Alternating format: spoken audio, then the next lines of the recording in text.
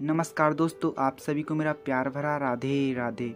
दोस्तों, जैसा कि हम सब जानते हैं कि भगवान श्री कृष्ण ने बहुत छोटी सी आयु में ही अपने माँ बाबा का साथ, अपनी राधिका दुलारी का साथ छोड़ दिया था, वृंदावन को छोड़ दिया था। आज के इस वीडियो में हम आपको बताएंगे उस असली कथानक के बारे में जो ये दर्शाता है कि किस प्रकार वृंदावन से जाने से पहले राधा कृष्ण की अंतिम मुलाकात हुई थी। ये बात उस समय की है जब अक्रूर जी श्री कृष्ण बलराम को लेने के लिए वृंदावन पहुंच चुके थे। धीरे धीरे पूरे विश्व में ये बात फैल गई कि कृष्ण वृंदावन छोड़कर जाने वाले हैं। यह सुनकर सभी गोपियां दुख के सागर में डूब गईं, वे लड़खड़ाने लगीं, आंखों से अश्रुधारा बहने लगी। खबर वृषभानु को पहुंची, प्रियतम ब्रज छोड़कर चले जाएंगे। यह खबर सुनते ही राधा रानी बेहोश हो गईं, धरती पर गिर पड़ी। जब भगवान ने देखा कि प्राण प्रिया राधा रानी और गोपियां अथाह दुख के सागर में डूब गई हैं, तब श्री कृष्ण ने कई रूप रख लिए और सभी गोपियों को समझाने के लिए निकल पड़े।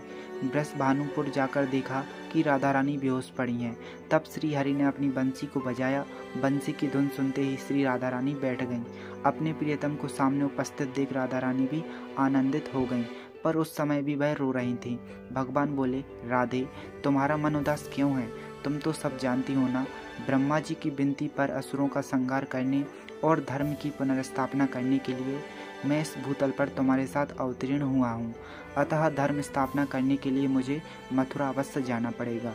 अपने प्रियतम के वचन सुनकर राधा जी को अत्यंत दुख हुआ। उसी अवस्था में राधा जी बोली, हे कृष्ण, तुम धर्म स्थापना के लिए मथुरा अवश्य जाओ, परंतु मेरी निश्चित प्रतिज्ञा भी सुन लो। तुम्हारे चले जाने पर मैं यह शरीर कदापि धारण नहीं करूंगी। विश्वास न हो तो दूसरी बार पुनः जाने की बात कहकर देखना मुझसे। भगवान बोले, राधिके, मैं निश्चित ही विधि के विधान को बदलने में समर्थ हूँ, पर प्रिय, मैं अपनी भक्तों के वचन को टाल नहीं सकता। स्मरण करो, पूर्व काल में गोलोक में जो कला हुई थी, उस समय श्री दामा के द्वारा दिए गए श्राप के कारण तुम्हारा और मेरा 100 वर्षों का वियोग निश्चित था। हे राधे, मेरे जाने के बाद तुमको ही ब्रज की रक्षा करनी है। इतना सुनकर राधा जी और जोर जोर से रोने लगती हैं। भगवान बोले, देखो प्रिय, अगर तुम इस तरह से अश्रु बहाओगी तो मैं नहीं जा पाऊंगा। जब बात बिगड़ती देखी तब ब्रह्मा, शिव, इंद्र आदि देवता वहां प्रकट हो गए। भगवान श्री कृष्ण और श्री राधा रानी को उन्होंने प्रणाम किया। ब्रह्मा जी बोले, मैया, अगर श्री हरि मथुरा नहीं जाएंगे तो श्री दामा का दिया श्राप कैसे पूरा होगा? विधि का विधान कैसे आगे बढ़ेगा? और भगवान को आगे चलकर बड़े बड़े कार्य करने हैं। संसार उनकी प्रतीक्षा कर रहा है। दैत्यों का विनाश करना है, धर्म की स्थापना करनी है। इसलिए हे माता, इन्हें मत रोको, हरि को मत रोको माता, हरि को जाने दो। अब वो समय आया जब श्री कृष्ण और बलराम रथ पर विराजमान हुए। भगवान सबको धीरज बनाकर निकले ही थे कि कुछ दूर जाकर अनेकों गोपियों ने रथ को चारों ओर से घेर लिया। कुछ रथ के सामने ही लेट गईं। भगवान की विरह से व्याकुल हुई कुछ गोपियों ने लट्ठ द्वारा उनके रथ और सारथी को जोर जोर से मारना शुरू कर दिया। घोड़े इधर उधर उछलने लगे, सारथी नीचे गिर गया। लोक लज्जा को छोड़ गोपियों ने अक्रूर जी को नीचे खींच लिया और कंगनों से उन पर प्रहार करने लगी। भगवान ने गोपियों को समझाया कि तुम चिंता मत करो, मैं आज शाम तक लौट आऊंगा। इस प्रकार अक्रूर जी के सामने ब्रजवासियों की हंसी न उड़वाओ। अक्रूर जी ने रथ आगे बढ़ाया और इस प्रकार भगवान ने गोपियों को धीरज बधाया और रथ आगे बढ़ा। भगवान का रथ दूर जाते देख गोपियां मूर्छित हो गईं।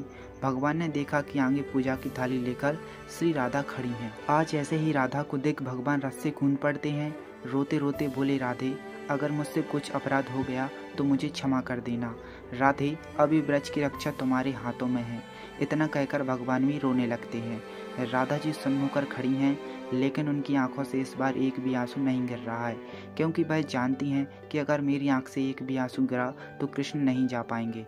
दोस्तों, आपको ये वीडियो कैसी लगी हमें कमेंट करके ज़रूर बताएं। साथ ही वीडियो को जल्दी से लाइक, शेयर और चैनल को सब्सक्राइब करके नोटिफिकेशन बेल को प्रेस जरूर कर लें, ताकि आपको आगे भी ऐसे ही राधा कृष्ण से जुड़ी वीडियो देखने को मिलती रहे। तो चलिए दोस्तों, मैं मिलता हूँ आपको अगले वीडियो में। तब तक के लिए राधे राधे।